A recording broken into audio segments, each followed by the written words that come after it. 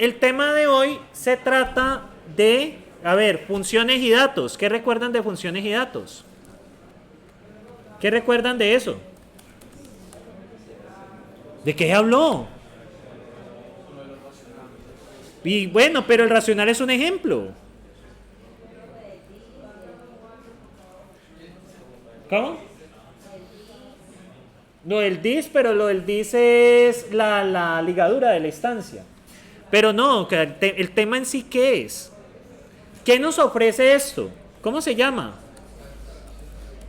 Funcional es poder representar conjuntos, ¿cierto? Brindando, ¿qué? Operaciones, ¿cierto? Sin pensar en cómo se realizan. ¿Sí recuerdan eso? De ahí donde entra el ejemplo de racional. Ay, no están leyendo esas diapositivas, ¿no? Yo sé que la solución de esos quizzes, eso anda por ahí, pero eso ya es problema de ustedes. Sino que, miren, vamos acá. Para ahí lo importante es que ustedes se lean eso a conciencia. Si quieren, ¿no? Pues tampoco se les puede obligar. Entonces, bueno, lo primero que se habló acá, ¿cierto? Es la abstracción funcional, ¿cierto? Que es la capacidad de representar datos y ofrecer métodos, ofrecer funciones para resolver problemas, ¿cierto? Entonces, ¿para qué nos sirve la abstracción de datos? Para elevar el nivel conceptual, para incrementar la modularidad y para fortalecer el poder expresivo del lenguaje. ¿Por qué? Y aquí viene el tema, esto es muy importante. ¿Por qué? Y aquí viene el ejemplo de racional. Ay, el que tienen que hacer ahorita es bello, ¿sí? Les tengo un ejercicio bien bonito. ¿Qué pasa? Elevar el nivel conceptual, ¿por qué? ¿Por qué elevar el nivel conceptual? ¿Cierto? Pensar en alto nivel. Es decir, no nos preocupamos por los detalles ¿de qué? De la implementación. Y eso es lo que pasaba con racional. ¿Ustedes se preocupaban de cómo hacer esa suma? ¿O de cómo hacer esa resta? ¿De quién se encargaba de eso? La clase racional. ¿Ustedes se preocupaban porque dos racionales no pudiesen sumar o por alguna validación? ¿Quién se encargaba de eso? La clase. ¿Qué más? Incrementar la modularidad. ¿Por qué? ¿Por qué podemos incrementar la modularidad de los programas? Muchachos, porque podemos ¿qué? Y pues reutilizar componentes al escalabilidad. ¿Y qué más? Fortalecer el poder expresivo del lenguaje, porque podemos agregar tipos de datos, ¿cierto? Que pueden ser utilizados de forma ¿qué? De forma natural. O sea, usted en el racional, ¿usted se preocupaba que eso era un objeto? ¿Alguna vez se preocuparon que eso era un objeto? Pasa lo mismo en Python. Yo les comenté que la clase pasada que los números no existen en Python. ¿Realmente qué son? Son objetos y nacen de esto que ustedes ven aquí. ¿Ustedes se preocupaban de que un número se desborde en Python? Un número no se les va a desbordar en Python. ¿Por qué? Porque la representación es un objeto que resuelve ese problema. ¿Pero qué es lo que se sacrifica? Eficiencia. ¿Sí? ¿Por qué se sacrifica eficiencia? Y como que, o sea, me dan la impresión, me miran como si hubieran sufrido un reseteo, pero desde el primer semestre. Porque podemos utilizar los métodos y no nos preocupamos de cómo funcionan. O sea, ¿cómo funciona la suma? No sé, solo la puedo utilizar. Si me siguen allí, primero pasa en Python, 1 más 1 igual a 2, pero ese 1 no es un 1. ¿Qué es ese 1? Es un objeto. ¿Y cómo sumo dos objetos? Güey, no te preocupes. El lenguaje lo soluciona por ti. ¿Sí? ¿Me siguen allí? ¿Y qué pasa? ¿Qué pasa en un lenguaje como C++, donde el más es un más de verdad y el entero es un entero de verdad? ¿Usted tiene preocupaciones con C++ cuando usa enteros o no? Sí, pues se me puede desbordar. ¿Y qué pasa si el niño se desborda? Pues puede dar una operación, un resultado no válido, ¿sí? Da un resultado que no es, ¿sí? Porque no lo puede representar. Son limitaciones. Bien. Y pues esto nos permite trabajar a un nivel conceptual más alto. Es decir, trabajamos sobre lo que es conceptualmente el tipo de dato, más no en cómo se implementa. Y ese es el ejemplo de racional. elevar el nivel conceptual, incrementar, fortalecer el poder expresivo. Y viene el caso de racional, ¿vale? El caso de racional, ¿qué pasa? ¿Cómo se construye un racional? ZXZ. ¿Qué significa ZXZ? Un racional ZXZ. Pues que incluye dos números, ¿qué? Enteros. Y nos produce un número racional que es Q. El numerador es un racional, el denominador es un racional, la suma y la resta nos producen racionales, la igualdad nos produce un booleano y así. Bueno, recuerden que el racional es X sobre Y. Vale, pero usted lo puede manejar numéricamente. Un medio, pues ¿cuánto sería? 0.2. Ve, un medio, 0.5, perdón. Pero, ¿qué pasa con algunos racionales y su representación en decimal? ¿Qué problema tendríamos si utilizáramos el decimal directamente? Los que son periódicos, los que son, ¿cómo se llaman? Racionales que no terminan. Infinitos. Bueno, me acuerdo, bueno, consultando a un profesor de cálculo. Un tercio, por ejemplo. ¿Cuál es el problema de un tercio?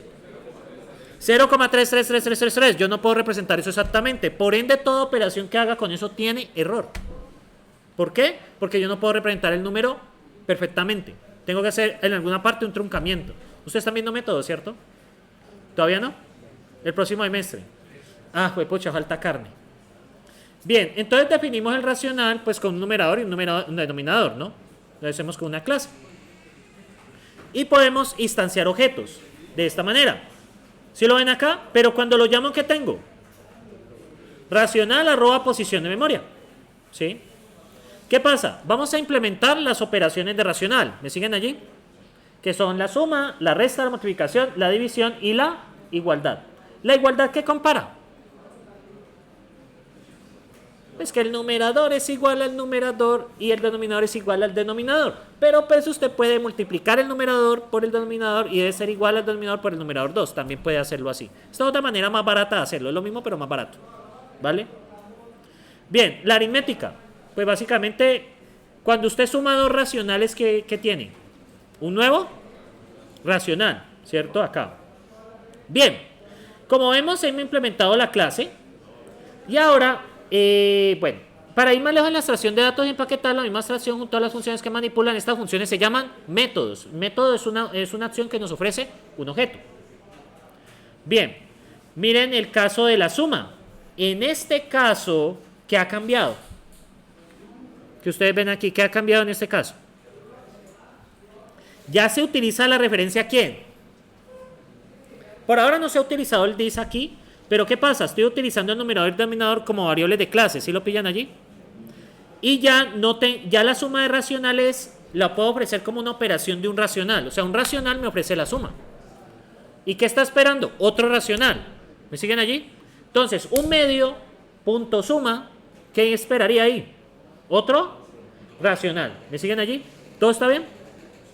Sí, profe. Listo. Y también hice un cambio en el string. ¿Qué estoy haciendo ahí? Cuando hago override to string. Para que cuando lo imprima me aparezca ese valor, ¿cierto? La operación de una vez me aparezca A sobre B. ¿Vale? ¿Todo está bien? ¿Is everything fine? Digan que sí. Bueno, tenemos la abstracción, miren, la suma, la multiplicación. ¿Y qué pasa? Ya en este caso podemos hacer punto suma, ¿cierto? Miren, x punto suma, ¿sí? ¿Me siguen ahí? Estoy invocando un método de x. ¿Y qué le envío? Otro racional. Y cuando ya los imprimo, pues los tengo así. Bien, ¿qué pasa? ¿Qué problema tienen los racionales? Si, pues, que los racionales, por ejemplo, 66 sobre 42. ¿Qué problema tiene 66 sobre 42? Falta simplificarlo. Recuerden que los racionales deben ir simplificados. Entonces, para eso, vamos a aplicar la operación de máximo común o el mínimo común divisor. ¿Máximo común divisor? Mínimo común divisor, ¿cierto? Que este se aplica por la regla de, ¿se acuerdan? La criba de, ¿se acuerdan de matemáticas discretas 1? ¿Cómo se calculaba el máximo común divisor?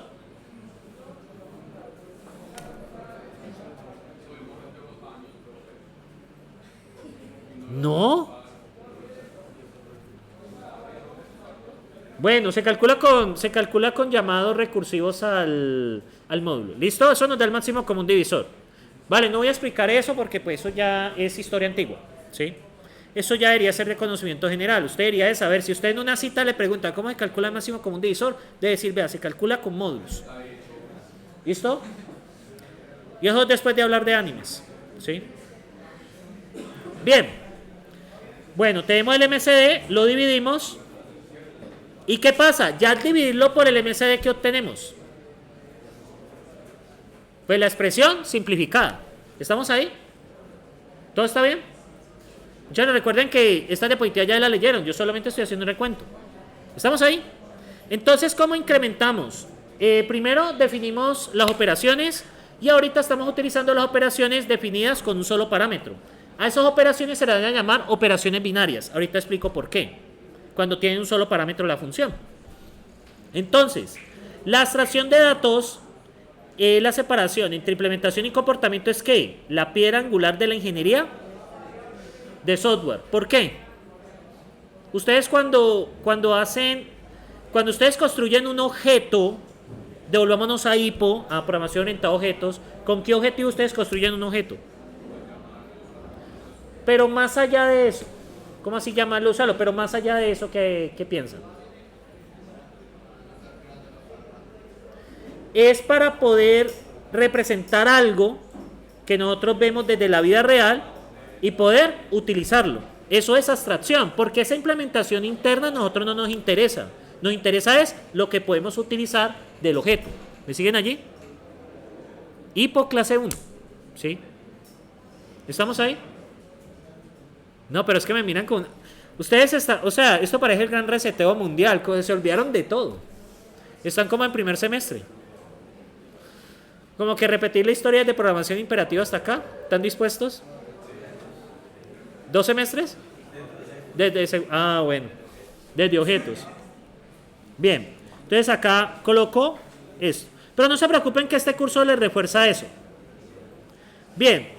Los métodos son funciones que tienen un parámetro implícito. Resulta que cuando usted invoca un método, siempre hay un parámetro que siempre está. Y es this. ¿Quién es this? La representación de la misma clase, o sea, la ligadura de la instancia. Exactamente, es la forma de referenciar el objeto dentro de la clase, ¿sí? Es la instancia que tenemos, ¿sí? Y en FLP eso se va a ver mucho más profundamente. Pero por ahora, créeme, güey, ¿sí? Entonces, ¿qué pasa con este this o self en Python? Resulta que hay lenguajes que lo tienen de forma explícita. ¿Quién lo tiene de forma explícita? Python. Python, cuando usted tiene una clase, el primer argumento es el self. Puede llamarse como se le dé la gana, pero por nomenclatura le colocamos self. No sé si han programado en objetos en Python. ¿Tampoco? Ay, no. Estoy preocupado, güey. ¿Y qué van a hacer ustedes cuando salgan a buscar empleo entonces? Estoy preocupado. Yo ya solucioné mi vida. Ustedes tienen que solucionar de ustedes. ¿Ah? Bienvenido al desempleo, ¿no? Mire. ¿Qué ven aquí? Self. Es explícito. En Python los parámetros de clase son explícitos. ¿Qué quiere decir? Que importante. En Java y C++ y en escala son implícitos, es decir, no hay que poner. ¿Me siguen ahí? Por eso es que este self va ahí. Pero muchachos, el primer semestre, al menos el proyecto, ustedes lo hacían con clases, ¿no?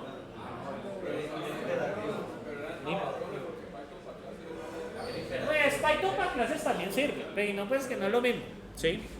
Bien. No, muchachos, estoy preocupado. ¿Sí? ¿Y qué van a hacer? Pero recuerden que en la vida hay una premisa, ¿no? Hay un gran axioma en la vida. Si usted espera que alguien o algo le resuelva la vida, se va a quedar esperando. El que debe resolver es usted. Tengo problemas en objetos, entonces ¿qué hago? No, pero digamos, yo siento que tengo problemas en objetos, ¿qué hago? Pues cojo un curso, un bootcamp, un curso en Coursera, un video de un indio en YouTube, lo que sea, y pues resuelvo. Muchachos, entiendan eso, una de las reglas de la vida, hay dos reglas en la vida. La primera es esa, no espere que nadie le resuelva, nada ni nadie les va a resolver. Si usted no resuelve, nadie lo va a hacer. Y segunda regla, usted no puede escapar de dos cosas en la vida, de la DIAN y de la muerte. ¿Sí? No se preocupen que la DIAN luego se les volverá un problema. Bien, ¿qué pasa? Ahora, miren lo que sucede acá. Cuando yo hago this punto menor que, ¿qué estoy invocando? De la misma instancia de clase estoy invocando el método que, menor que. ¿Lo ven ahí? Es importantísimo cuando ustedes estén programando orientado a objetos siempre poner this, ¿vale? Eso es una regla. Eso es una de las primeras cosas que les pulen cuando están en entornos de desarrollo. Siempre utiliza el this, porque el this asegura que estamos referenciando a quién, a la misma instancia de clase. ¿Estamos allí? ¿Todo está bien? Vale. Bueno, entonces miren, también lo podemos hacer con parámetros de clases. Ahora, ¿qué pasa con las precondiciones? Una precondición, ¿qué es?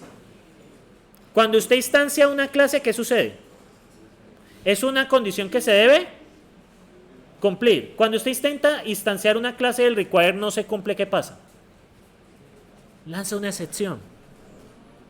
¿Me siguen ahí? Assertion diga argument exception. Y otra función es el assert. Pero el assert nos lanza ¿qué? Una assertion, error. Require impone una precondición y assert verifica una condición. ¿Qué pasa? Cuando usted tiene el assert, cuando usted tiene require, no se instancia la clase, si no cumple. En el caso del assert, sí se instancia, pero falla. ¿Sí ven la diferencia? De la instanciación, o sea, antes de crear en memoria. Si el require no se cumple, no se carga en memoria. Si el assert se ejecuta, se ha instanciado la clase, pero lanza un error. Es una verificación correcta. O sea, el require es una precondición, o sea, para instanciar la clase tiene que suceder eso. Si eso se incumple, ni siquiera se carga en memoria. Pero en el segundo caso, sí se carga en memoria, pero lanza un error. ¿Sí ven la diferencia? Entonces, ¿qué es mejor utilizar? Require. ¿Vale? Es mejor utilizar require. Bien, ¿me siguen allí, muchachos? ¿Todo está bien? Porque ahorita viene un quiz bacano y viene un ejercicio bacano. No, yo estoy contento, ¿ustedes no? Yo sí, no siempre estoy feliz. Ay, ¿por qué no? ¿La vida? Ay, pero ustedes saben que todo se hace con amor. Sí, ustedes saben, como en los animes. ¿Quién derrota al malvado en los animes? ¿El poder del amor, del guión o de la amistad? Pero usualmente el poder del amor. No, esa evangelización de Naruto no. ¿Cómo se llama este curso? Ah, ya. Entonces tenemos funciones y datos, ¿no? Bueno, entonces, ¿qué sucede acá? Tenemos que el hacer, entonces el require, ¿qué pasa? Require es antes de ¿qué? ¿Antes de qué? Instanciar, y hacer, ¿qué sucede? Es después de instanciar. ¿Vale? O sea, se instancia pero falla. Y el otro, no te voy a instanciar eso. Porque no cumple. ¿Estamos ahí? O sea, la primera es cuando en la primera cita ya lo rechazan a ustedes. Sería un ¿qué? Un require. Y cuando ya lo rechazan, ya después de gastar mucho dinero, sería un hacer. Esa es la analogía. Ya si les ha pasado, entonces usted le puede decir a la persona, veas que usted me hizo un require. ¿Sí? Fallé en la primera cita. Y si ya después, pues le están haciendo un hacer. Aunque puede ser que el hacer esté oculto detrás de un ciclo y después de cierta cantidad de dinero se ejecuta. Entonces, bueno, hay que descubrir esos glitches de código en la vida. Bien, entonces vamos acá. Bueno, ligadura dinámica. Y aquí viene una de las cosas más importantes. ¿Qué pasa? ¿Se acuerdan de... extender la definición de clase? Bueno, esto es la creación de clase. Esto es para leerlo. Y ahora viene la parte de operadores binarios. Y aquí es la importancia de currificar. ¿Qué nos garantiza la currificación? ¿Qué garantiza la currificación? Lo vieron la semana pasada. Que haya un solo argumento en las funciones. Y por eso podemos hacer una abstracción adicional que se llama operaciones binarias. ¿Qué pasa con las operaciones binarias? Usualmente utilizamos la notación objeto, punto, método, argumentos. Aquí ya vamos a poder utilizar argumento 1, operación, argumento 2. Es notación infija. ¿Sí se acuerdan de la notación infija? ¿Qué les dice la notación infija? Argumento, operación, argumento. ¿Sí recuerdan? Izquierda, izquierda, raíz derecha. Eso es de matemáticas discretas 2. ¿Qué pasó? ¿No hicieron los árboles de operación y represéntelo de esta manera y luego represéntelo de otra? Ah, bueno, porque no tengo que hablar, pero hace falta más violencia. ¿Sí? Bueno, entonces, ¿qué pasa? R suma de S, ¿cómo se puede reescribir? R suma S. Miren, R mul de S, R menor que y R más. Scala tiene algo interesante, es que cuando usted utiliza más, menos, slash, por como nombres de métodos, le aplica también los operadores de procedencia. Por ejemplo, usted puede hacer R más R1 por R2. Le va a hacer primero la multiplicación. O sea, te soluciona también ese problema. Pero eso es cuando ustedes tienen los símbolos exactos. Entonces, esto va. Esto es una de las cosas más importantes de acá, que son los operadores binarios. ¿Vale? Esto es una de las cosas más importantes del día de hoy. Y gracias a eso podemos renombrarlos. ¿Y cómo los podemos renombrar? Con más, menos, por, slash. Y entonces miren cómo queda esto de bonito. ¿Alguien va a notar que esos dos son dos objetos? No. Nadie va a notar eso. ¿Qué va a pensar alguien que venga y vea esa suma? Que R1 y R2 son ¿qué? Números. Pero realmente no lo son. Son objetos. Y esa es la abstracción que les hace Python. ¿Estamos allí? ¿Todo está bien? Bien. Aquí, bueno, viene el concepto de herencia. El concepto de herencia tenemos clase de abstractas, nos provee herencia simple. ¿Qué quiere decir que nos provee herencia simple? Solo tiene un papá, ¿no? Hay lenguajes que les permiten tener más de un papá. ¿Sí? ¿Cuál es el problema de la herencia múltiple IPO? ¿Cuál es el problema de la herencia múltiple? Por ejemplo, una clase que herede de gato y perro. Y uno hace miau y el otro hace guau. Y yo intento emitir un sonido con ese aborto. ¿Qué problema tengo? Digo miau, digo guau o digo miau guau. O guau miau. ¿Qué hago? Entonces, usualmente en los lenguajes que manejan herencia múltiple hay una jerarquía de padres. Entonces, si el método se encuentra en el primer padre, lo ejecuto. Si no, el del segundo. O sea, se maneja por búsqueda jerárquica. Pero eso le incrementa la complejidad al programa. Sí, porque realmente usted puede tener un árbol detrás de métodos y eso es terrible. Porque usted va a ejecutar un método y en la búsqueda ahí se le puede quedar. ¿Sí? Pero es que la herencia múltiple no es tan apetecida.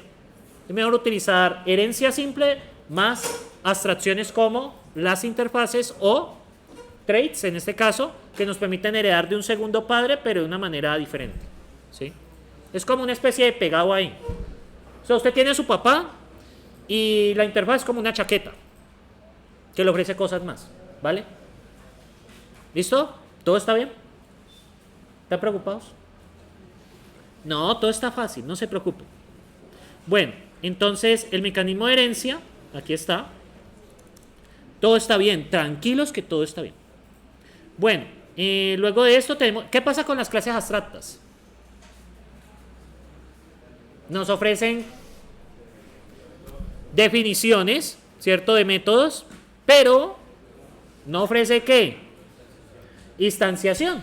¿Qué quiere decir? Que una clase no ofrezca instanciación. Pues que usted no puede crear un objeto de esa clase. Entonces, ¿cómo la instanciamos? A través de las hijas. Y las hijas son las que ofrecen la implementación. Y ese es el caso de conjunto. De conjunto tenemos dos casos. Conjunto, bueno, tenemos conjunto de enteros. ¿Y conjunto de enteros cuáles dos casos tiene? ¿Conjunto vacío y conjunto no vacío? ¿Quién nos ofrece los métodos? Conjunto. ¿Quién ofrece los métodos? ¿Quién ofrece la implementación? Las hijas. Eso es una forma de polimorfismo. No de poligamia, polimorfismo. ¿Sí? Bien. No sé, su generación es bastante libre, que hay gente que tiene como 3, 4 parejas, son unas vainas así raras. Bien, ¿qué pasa? También podemos hacer anulación. ¿Qué es anulación? Sobreescritura de cosas. Podemos sobreescribir algo de mi papá utilizando el operador override. Eso se llama ocultamiento. Es cuando una clase hija oculta una característica de la clase padre. Y pasa con la variable foo. ¿Cuánto cuesta en el papá foo? 1. ¿Cuánto cuesta una variable en el papá? Perdón, ¿cuánto cuesta en la clase hija? 2. Cuando consulto en la clase hija foo, ¿qué me devuelve? 2. Bueno, tenemos definición de objetos. Bueno, acá no hay nada raro.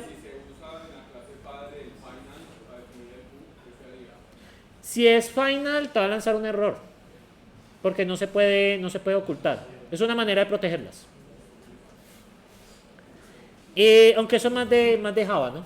Eso es más de Java. Bueno, aquí no hay nada. Bueno, ustedes saben el vocabulario. ¿Qué es una superclase? Pues la clase papá de alguien. ¿Qué es una subclase? La clase hija de alguien. ¿Y qué es una clase base? Son aquellas que dependen de una. O sea, una clase base y hay dependencias. Bueno, y aquí está. Y recuerden la jerarquía de clases en escala, ¿qué pasa? ¿Todos heredan de quién? ¿Quién es el Odín en escala? En la mitología nórdica, Odín es el padre de todo. ¿Quién es el padre de todo en escala? Eini. ¿Quién es el padre de todo en Java? Objet. Objet es el padre de todo en Java. O sea, la clase papá de papás es Objet, ¿sí? Es que no puedo decir Adán porque entro en problemas religiosos. Como aquí no hay gente nórdica, puedo decir Odín, ¿sí? Ese es el contexto. Y además, cuando acerca Semana Santa, el nivel de religiosidad se incrementa paulatinamente. Bien. Aunque de pronto se pueda ganar funcional yéndose de rodillas desde aquí hasta Uga, de pronto funciona. De pronto usted ahí en el camino encuentra una hoja de la solución con todo, ¿sí? A veces pasa. Bueno, ¿qué son los traits? Muchachos, ¿qué son los traits? Es análogo a algo que ustedes vieron en programación, encapsula métodos, ¿cierto? Entonces, básicamente, trait es una interfaz. ¿Sí recuerdan la interfaz? ¿La interfaz qué restricción tenía en Java? No podía tener ¿qué? No, pues de una interfaz ni de un trait puedes instanciar tampoco. Usted solo puede instanciar de clases, que no sean abstractas tampoco. ¿Recuerdan que en Java no se pueden colocar definiciones dentro de las interfaces? Resulta que aquí sí se puede. Es la diferencia. O sea, funciona como una interfaz y tiene definiciones. Bueno, los traits pueden heredar a lo sumo de una clase, pero no de muchos traits. Entonces, usted puede heredar de una clase y ¿qué pasa? Puede extender de ¿qué? De muchos traits. Pasa en Java. ¿Sí? ¿Se acuerdan del JFrame? ¿De quién extendía? De JFrame. Implements Action Listener, por ejemplo. Implements. No acuerdo, Action Listener, ¿cuál era el otro? Yo no sé de Java, Implements. ¿Ah? Devel, bueno, esa vaina. Pero eso lo vieron el semestre pasado. ¿Qué pasó el semestre pasado ahora? ¿Qué sucedió? Necesitamos violencia en eventos, ¿cierto? En objetos. Bueno. Entonces, como este curso no entraremos en detalle sobre los traits. Bueno, viene la ligadura dinámica. ¿Qué pasa? La ligadura dinámica es algo que se llama, que nos permite hacer despacho dinámico de métodos. Esto lo puedo explicar acá. ¿Qué pasa con la ligadura dinámica? Entonces, por ejemplo, tenemos una clase animal, ¿no? Una abstract class animal. ¿Sí o no? Bueno, dejémoslo como una abstract class animal. ¿Vale? Bueno, animal tiene unas definiciones. Luego tenemos una clase hija que se llama perro, que extiende de quién? de animal. Y tenemos una clase gato que extiende animal. Entonces, ¿qué pasa con la ligadura dinámica? Digamos que este método va a tener emitir sonido, ¿no? Y aquí viene el polimorfismo. ¿Qué pasa? Cuando yo hago, por ejemplo, val, objeto, animal, y voy a decir new perro, ¿este qué tipo es? Esto es un animal. ¿Estamos de acuerdo? Sí es un animal. Pero ¿quién ofrece la implementación? Perro. ¿Me siguen ahí? Cuando yo digo objeto animal, punto emitir sonido, ¿qué me devuelve? ¿Devuelve? Wow. Y si tuviera otro animal, igual new gato, ¿esto es un animal? Sí. ¿Y qué pasa? Objeto animal 2, punto emitir sonido. ¿Qué sucede ahora? Miau. Entonces, ¿qué sucedió acá? Un mismo método tiene diferente comportamiento. ¿Esto es una forma de qué? Polimorfismo. Claro, no, sí, él tiene que existir acá. Y no que estoy haciendo de forma muy general.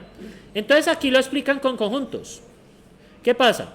Cuando tenemos la función de pertenencia, ¿algo pertenece al conjunto vacío? ¿Qué podemos decir? Falso. ¿Qué pasa? Cuando algo pertenece al conjunto vacío, bueno, acá está. ¿Qué pasa si el conjunto no está vacío? ¿Qué debo de preguntar? Miren, aquí está. Si el elemento es igual al que tengo, ¿qué devuelvo? True, ¿cierto? ¿Me siguen ahí? Si no lo es, debo invocar la función pertenece del conjunto interno. Pero el conjunto interno, ¿qué puede ser? ¿Vacío o no vacío? Si el conjunto interno es vacío, ¿qué te va a devolver? Falso. Y si es no vacío, va a volver a ejecutar esa rutina. ¿Sí pillan? Con el uso del this, yo puedo cambiar el comportamiento de los métodos. Y esto es una forma de ¿qué? Polimorfismo. ¿Ya? ¿Me siguen allí? O sea, recuerden que esto es sencillamente un recuento de lo que ya leyeron. ¿Sí? Bien.